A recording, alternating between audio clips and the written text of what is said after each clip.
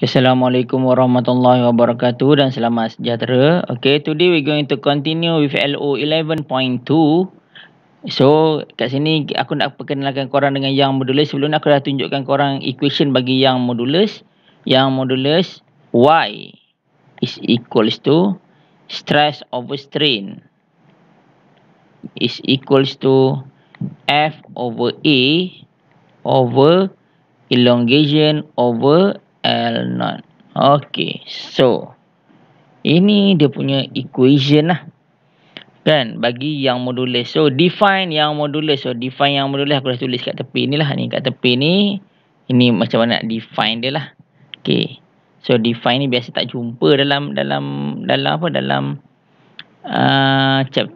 dalam tutorial ni. Ni biasa dalam paper 1. Okay, so we going to discuss strain energy from force elongation graph. Force elongation graph ni tadi yang kita belajar sebelum ni, kan, nama lain dia force elongation graph ni, nama lain dia adalah Hooke's law. Yang dalam soalan nombor 4 yang dalam kelas sebelum ni, kan, Hooke's law. Okay, so daripada graf Hooke's law tu kita nak kira dia punya strain energy. Ini area under the graph lah, kita dah cover dah ni sebelum ni. And then discuss the strain energy per unit volume for stress against strain graph. Yang ni kita belum cover lagi. Daripada graph stress against strain, kita nak cover, kita nak cari strain energy per unit volume. Okay, so daripada Hooke's law kita boleh cari strain energy. Daripada stress against strain graph kita boleh cari strain energy per unit volume. And then yang inilah yang paling penting, we going to solve problem related to the yang modulus. Okay, so macam mana nak selesaikan menggunakan equation yang inilah. Okay, ini sebagai asas dan beberapa equation lagi yang korang dah pernah belajar sebelum ni. Okay, so kita pergi soalan yang pertama untuk hari ini. A vertical brush road circular section is loaded by placing 5 kg weight. So ini dia punya mass. Dia bagi dia punya mass 5 kg weight on top of it. Okay, if its length is 50 cm, radius of cross section is 1 cm, and the Young modulus material. Okay, find the contraction of the root. So kita nak tahu contraction. Contraction, sebelum ni aku gunakan nama elongation. Okay, so elongation kalau dia memanjang. Dalam kes yang ini, dia kena tindih dengan pemberat. So contraction ni adalah dia punya pemendekan, tapi dia adalah simbol yang sama lah sebenarnya. It's either elongation or contraction, dia adalah simbol yang sama. Apa maksud simbol yang sama tu?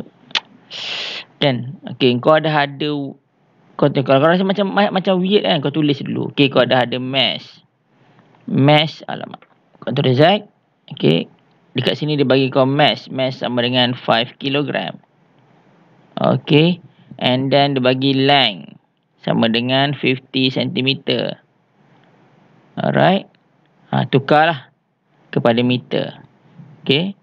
Dan dia bagi dia punya radius sama dengan 1 cm. Ni pun sama, tukar kepada meter. Alright.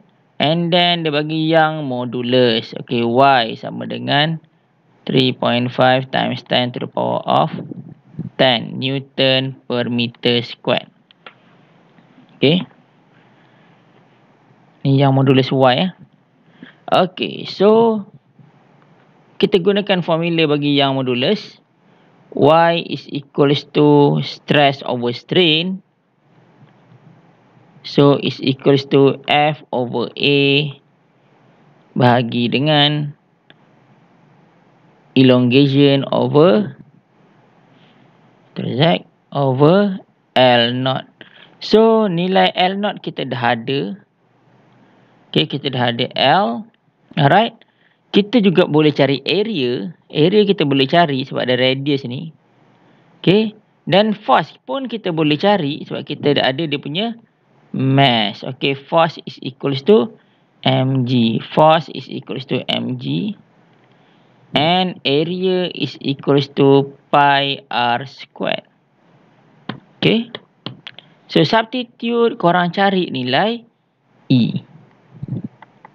Okay, ini aku cakap tadi tu, E. Walaupun E stand for elongation, but then Kan contraction pun kita panggil sebagai E jugalah. Kan so E ni sebenarnya adalah perubahan bentuk. Okey, perubahan bentuk. Sama ada dia memanjang ataupun dia memendek. Perubahan panjang. Perubahan panjang sesuatu objek. Tak kisahlah dia memanjang ataupun dia memendek. So perubahan tu kita simbol dia adalah E. Okey, so soalan seterusnya, soalan B. So dalam kes ini dia punya E tu adalah contraction lah. Okey, soalan B, the energy stored in it. Sebab kita nak tahu dia punya energy. Alright.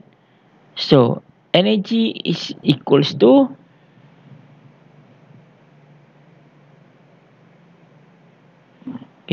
energy is equals to U is equals to half Fe. Ataupun sebelum ni korang pernah jumpa half Fx. Dua benda yang sama lah. Kan, sebab dia perubahan bentuk ni. Ingat ni, equation datang daripada mana?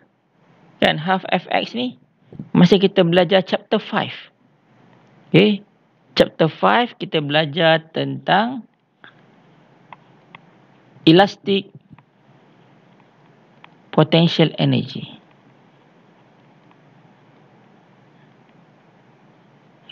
Kita jumpa equation yang ni. So dalam kes ni kita pakai E lah sebab dia tak pakai simbol X kan. So sama je.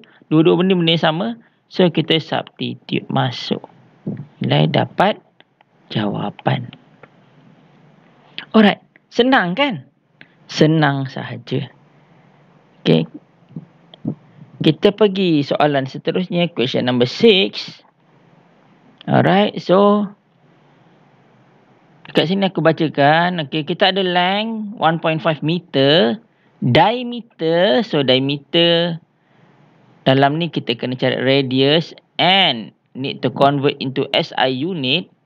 Extend by 1.5. So ni extension sekarang ni. Sama sahaja. Simbolnya sama. 1.5 mm. Also convert into SI unit. When a load is 120 Newton is placed on the wire. So dia bagi kita dia punya force. Calculate the Young modulus of the wire. Tak ada masalah. Boleh terus kira menggunakan formula tadi. So A masuk saja dalam formula. Y is equals to F over A divided by elongation over L naught. Right. Elongation over L naught. So dapat jawapan terus.